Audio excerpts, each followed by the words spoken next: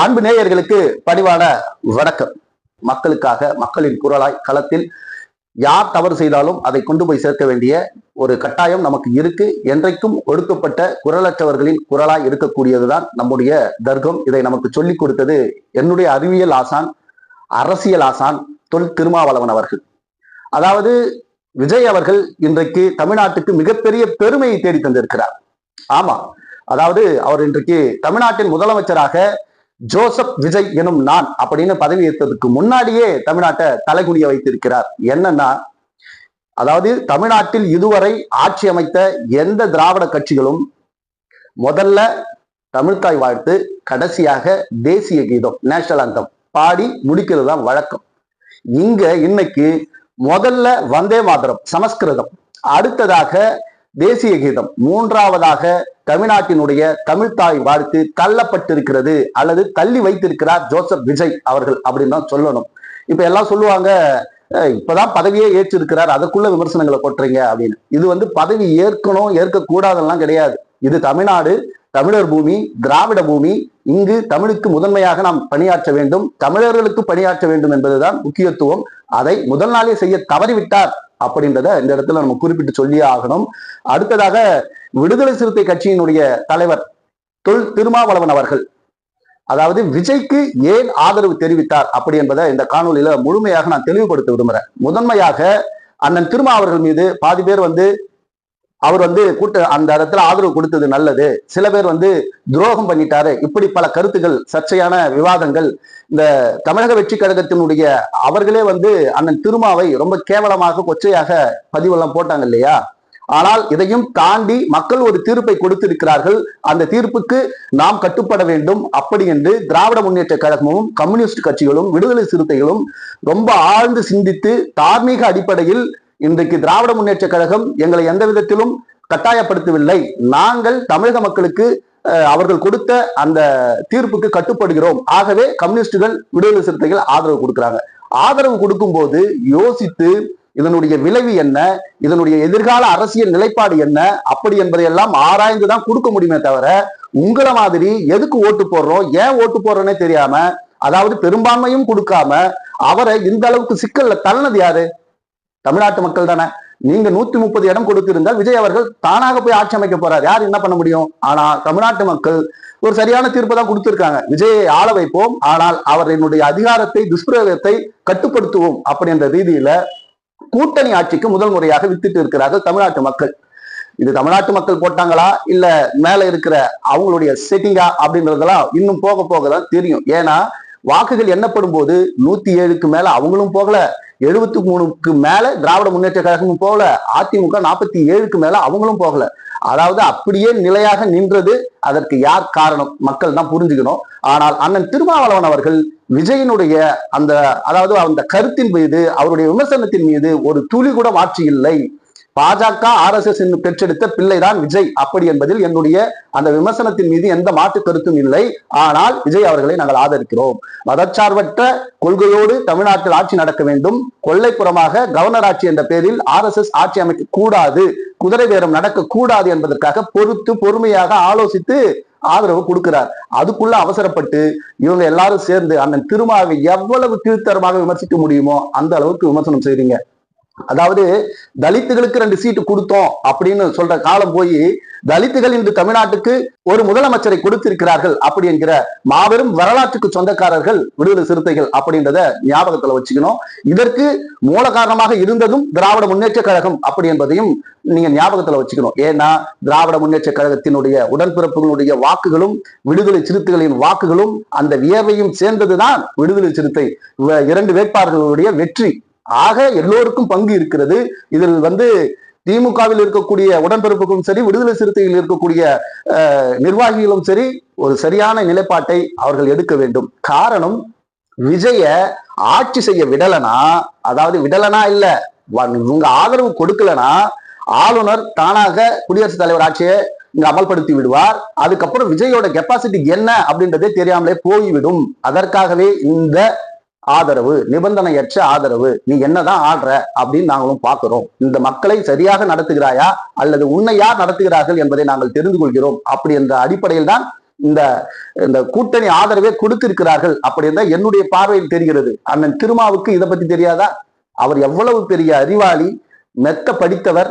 ஆனால் சாதி என்கிற ஒரே ஒரு காரணத்தால் அவரை நீங்க எப்ப பார்த்தாலும் பிளாஸ்டிக் சேரு, 2 சீட்டு, எத்தனை காலத்துக்கு தான், அதுவும் விஜய் கட்சியில இருந்து இப்படி ஒரு விமர்சனம் கேட்டா, சமூக நீதி மாற்றத்துக்காக நாங்கள் வந்திருக்கிறோம், தமிழ்த்தாய் வாழ்க்கை 3வது இடத்துக்கு கொண்டு போனதுதான் உங்களுடைய மாற்றம். இதையெல்லாம் மக்கள் தெரிந்து கொள்ள வேண்டும். அரசியல்லாம் என்னன்னு முதல்ல விஜய் தெரிஞ்சுக்கணும் அப்படின்றதுக்காக அண்ணன் திருமா அவர்கள் யோசித்து சிந்தித்து தன்னுடைய ஆதரவு நிலைப்பாட்டை கொடுத்திருக்கிறார். ஆக விஜய் அவர்கள் இனிமேல் என்ன செய்ய போகிறார் அப்படி என்பதை நாம் பொறுத்து இருந்துதான் பார்க்கணும். அதாவது ஒருத்தர் சொல்றாரு, சோனமுத்தா போச்சா, 1000 ரூபாயும் இல்ல, 6 சிலிண்டரும் இல்ல, 2500 கொடுக்க போறது இல்ல, ஏன்னா 10 லட்சம் கோடி கடன்ல தமிழ்நாடு இருக்கு அப்படின்னு முதலமைச்சராக பதவி ஏற்றுக் கொண்டிருக்கிற விஜய் அவர்கள் இப்போதான் அவருக்கு தெரிஞ்சு இருக்கு. என்னன்னா, இதுக்கு முன்னாடி அவருக்கு தெரியவே தெரியாது. வாக்குறுதி கொடுக்கும் போது தமிழ்நாடு என்ன நிலைமையில இருக்குன்னு தெரியாது. ஆனால் இப்போ அந்த இடத்துக்கு வந்த பிறகுதான் அவருக்கு தெரியலாம் 10 லட்சம் கோடி கடன்ல இருக்கு, ஆக எனக்கு கொஞ்சம் நேரம் கொடுங்கள் அப்படின்னு மக்கள் கிட்ட கேட்டு இருக்காரு. நேரம் என்ன சார், 6 மாசம் இல்ல, 1 வருஷம் எடுத்துக்கங்க.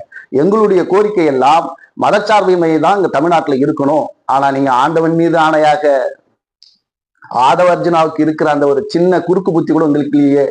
ஆதவ அர்ஜுனா தெளிவாக அதை தவிர்த்து விட்டார். ஏன்னா தெரிஞ்சோ தெரியாமலோ அவர் திருமா அவர்களுடைய வளர்ப்பு அப்படின்னு வெளியே சொல்லிக்கிட்டு இருக்கார். ஆக விடுதலை சிறுத்தைகளை விமர்சிப்பது ரொம்ப அது நேர்மையற்றத்தனம். அதை யாரும் செய்யக்கூடாது. அடுத்ததாக விஜய் அவர்களுடைய அந்த கெட்ட எண்ணம் இருக்கு இல்லையா, அது என்னன்னு மக்களுக்கு இன்னும் புரியல.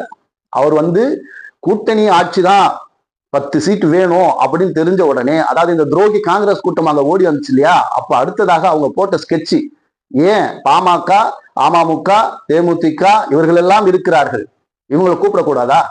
4+1 1+6 இதே 6 அங்கேயும் இருக்கு. காங்கிரஸ் வந்ததுக்கு அப்புறம் இதே 6 அங்கேயும் இருக்கு. ஆனா அவர் கூப்பிடல. அதுக்கு காரணம்னு கேட்டா, இதுக்கு முன்னாடி வரைக்கும் சொன்னதை நாங்க நம்பணும். என்னன்னா, நாங்கள் மதச்சார்பற்ற கூட்டணியில மட்டும்தான் ஆதரவு கேட்கிறோம் அப்படின்னு சொல்லி மிகப்பெரிய ஒரு உருட்டுனார் இல்லையா. ஆனா இங்க சமஸ்கிருதத்தை வந்தே மாதரம் பாடின உடனே தெரிஞ்சு போச்சு, நீங்க அதுக்கெல்லாம் வரல. திராவிட முன்னேற்ற கழகத்தை அதை கூட்டணியை உடைக்கணும். எவ்வளவு நல்ல எண்ணம் பாருங்க, அந்த கூட்டணியை உடைக்கணும். அதாவது அந்த தூய சக்தி தீய சக்தியை அழிக்கிறன்ற பேர்ல விடுதலை சிறுத்தைகள், கம்யூனிஸ்டுகள், IUML இவங்க கிட்ட இருந்து மட்டும்தான் ஆதரவை கேட்டுக்கிட்டே இருந்தார். ஏன்னா ஒருவேளை இவர்கள் ஆதரவு கொடுக்கவில்லை என்றால் மொத்தமாக ராஜினாமா பண்ணிட்டு, மக்களே பாத்தீங்களா என்ன பண்ணி வச்சிருக்காங்க, நீங்கள் கொடுத்த மக்கள் தீர்ப்பை மதிக்கல அப்படின்னு திரும்பவும் இந்த மீடியாவை, இன்ஸ்டாகிராமை யூஸ் பண்ணி, ஃபேஸ்புக்ல இன்ஃபுளுன்ஸ் பண்ணி இந்த மக்களை முட்டாளாக்கி பெரும்பான்மை அடைவதற்காக ஒரு போட்ட திட்டம். இந்த திட்டத்துக்கு தான் அங்க புள்ளி வச்சிருக்காரு திராவிட முன்னேற்ற கழகத்தினுடைய தலைவர். அவர் என்ன சொல்றாருன்னா, திராவிட முன்னேற்ற கழகம் எதிர்கட்சியாக இருந்து நாங்க மக்களுக்காக போராட தயாரா இருக்கோம், எங்களுடைய கூட்டணி கட்சிகளை நாங்கள் ஒருபோதும் தடுக்க மாட்டோம், நீங்க கூட்டணிக்கு போங்க அப்படின்னு சொல்லி ஆட்சி அமைக்க, கூட்டணிக்கு போறீங்களோ இல்ல ஆட்சி அமைக்க ஆதரவு தெரிவிக்கிறீங்களோ அது உங்களுடைய சுய விருப்பம் அப்படின்னு சொல்லிட்டாரு.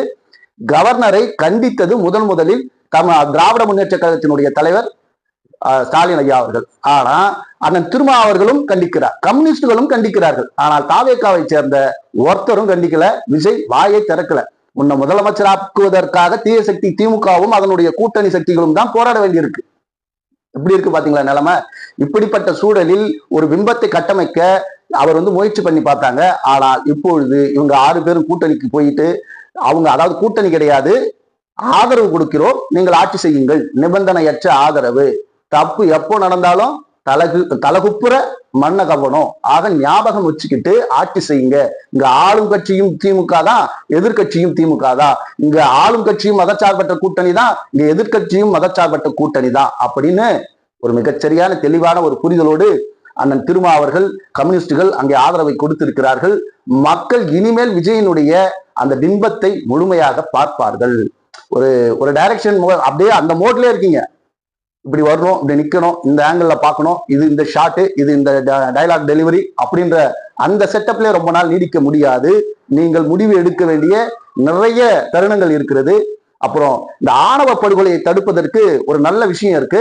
என்னன்னா, இந்த அதாவது 16-17 வயசு இருக்க பிள்ளைகள், பெண் பிள்ளைகள், நீங்கெல்லாம் இன்ஃபுளுன்ஸ் பண்ணி தான், அப்பா அம்மா கிட்ட சொல்லி தான் ஓட்டு போட்டு இன்னைக்கு விஜய் அவர்கள் வந்திருக்காரு.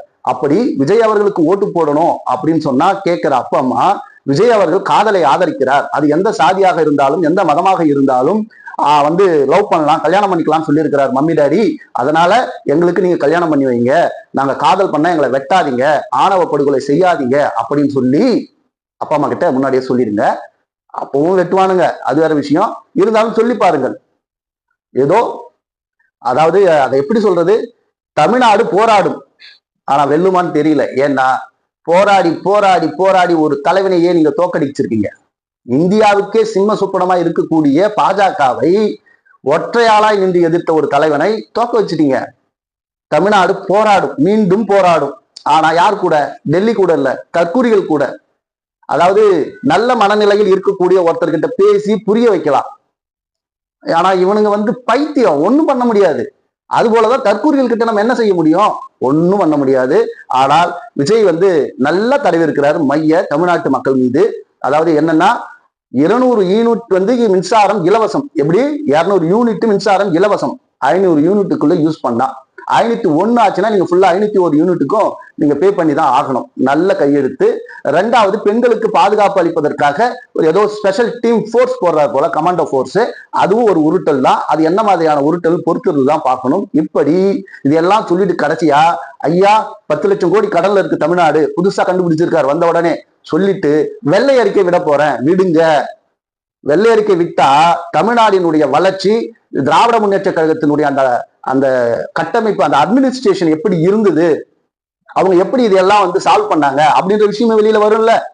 கல்வியில எப்படி முன்னேறி இருக்கு அப்படின்னு சொல்லிட்டு இதையெல்லாம் வெள்ளை அறிக்கை வரும்னு சொல்லிட்டு போனதோட சரி, வராது. வந்தால் விஜய் அவர்கள் மாட்டிக்கொள்வார்கள். காரணம், திராவிட முன்னேற்ற கழகம், அண்ணா திராவிட முன்னேற்ற கழகம் ஆட்சியில் இருந்து போகும்போது அவ்வளவு கடன் வைத்திருந்தாலும் திட்டமிடல், சரியான பார்வை, இதன் மூலம் அவர் ஆட்சியை சரியா பண்ணாங்க.